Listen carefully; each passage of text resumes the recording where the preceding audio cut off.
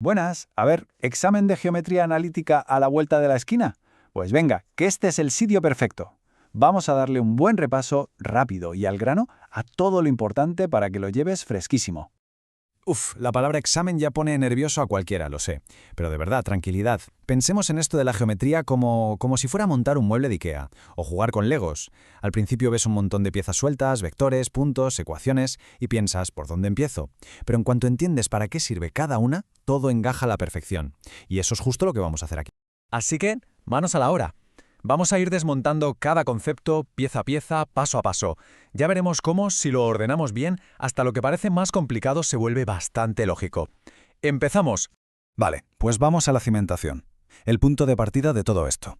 En geometría analítica, todo, absolutamente todo, se construye sobre dos ideas súper básicas: los puntos y los vectores.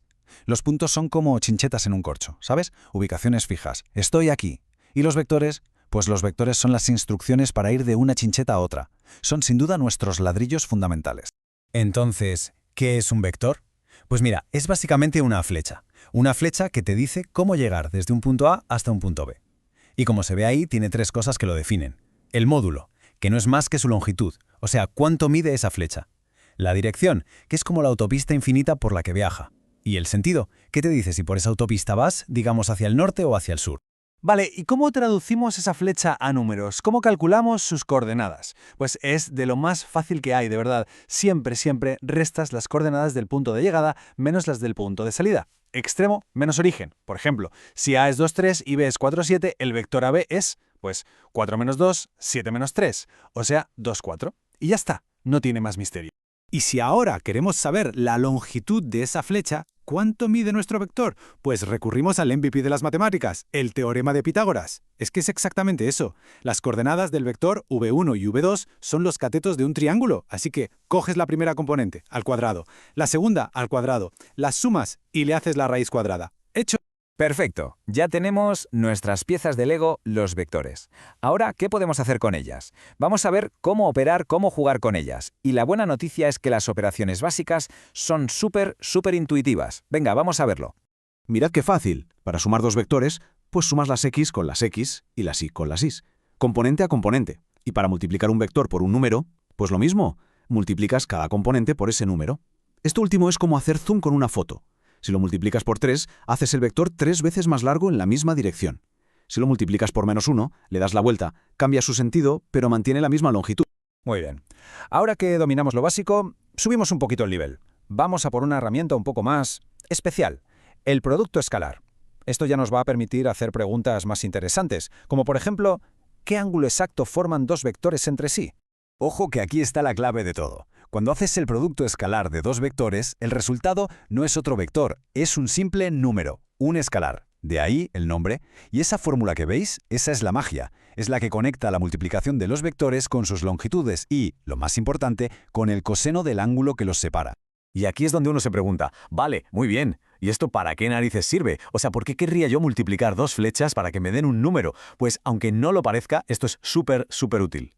Aquí están sus dos grandes superpoderes. El primero nos permite despejar de la fórmula el coseno del ángulo y, por tanto, calcular el ángulo exacto entre dos vectores. Casi nada. Y el segundo, y esto por favor que se quede grabado a fuego para el examen, si el producto escalar de dos vectores da 0, significa que son perpendiculares, que forman un ángulo de 90 grados. Es un atajo brutal, de verdad. Venga, pues ya tenemos los cimientos bien puestos. Ahora llega el momento de construir algo de verdad con todo lo que hemos aprendido. Vamos a usar nuestros puntos y nuestros vectores para definir una de las cosas más importantes de la geometría, la recta. Y esto es importantísimo entenderlo bien. Para definir una recta, para dejarla fijada en el plano sin ninguna duda, solo hacen falta dos cosas, nada más. Primero, un punto por el que pasa, como un ancla, y segundo, un vector que le dé la dirección, que nos diga la recta va por aquí. Con esas dos cositas, un punto y un vector, la recta está perfectamente definida. Vale, esta es la ecuación original, la madre de todas las demás. Y si la lees, verás que tiene toda la lógica del mundo. Te dice, oye, para llegar a cualquier punto XY de la recta, haz lo siguiente. Primero, vete hasta el punto A, que sabemos que está en la recta.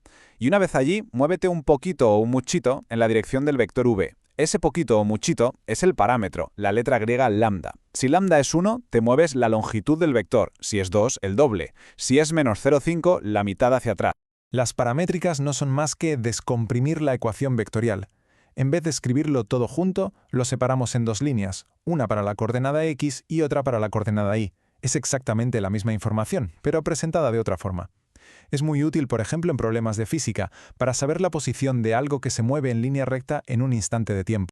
Ahora, ¿y si nos molesta ese parámetro lambda? Si queremos una ecuación que solo relacione la x y la y, pues muy fácil. Lo que hacemos es despejar lambda en la primera ecuación paramétrica, despejarlo también en la segunda, y como lambda es igual a lambda, pues igualamos las dos expresiones. Y listo, ya tenemos la ecuación continua.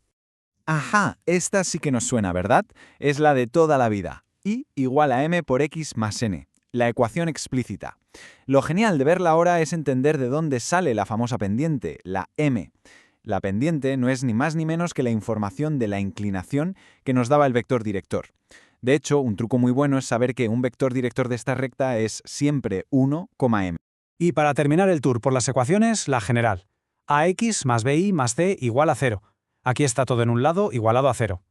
Esta forma es súper útil para muchas cosas, como calcular distancias. Y tiene un truco que es oro puro.